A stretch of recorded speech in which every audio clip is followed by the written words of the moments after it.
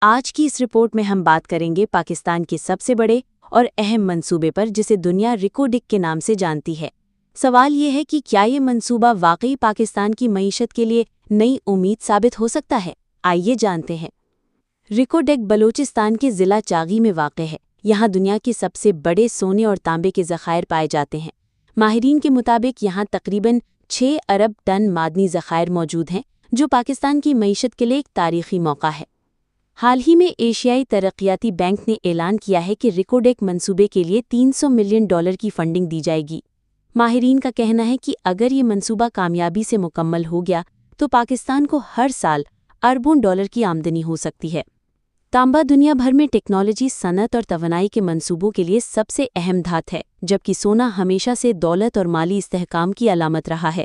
اسی لیے ریکوڈک نہ صرف بلوچستان بلکہ پورے پاکستان کے لیے ایک گیم چینجر منصوبہ مانا جا رہا ہے۔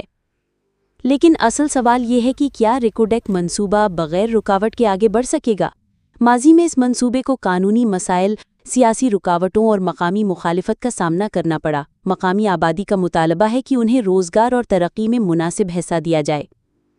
اب حکومت اور بین الاقوامی کمپنیاں دعویٰ کر رہی ہیں کہ منصوبہ شفاف طریقے سے آگے بڑھایا جائے گا اور مقامی لوگوں کے لیے روزگار کے نئے موقع پیدا ہوں گے۔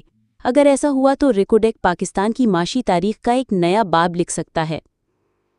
ناظرین، آپ کے خیال میں کیا ریکوڈک واقعی پاکستان کو معاشی بحران سے نکالنے میں مدد دے گا، یا یہ بھی سیاست اور تنازعات کی نذر ہو جائے گا؟ اپنی رائے کامنٹس میں ضرور بتائیں۔ ویڈیو اچھی لگی تو لائک اور سبسکرائب کرنا نہ بھولیے گا۔ شکریہ۔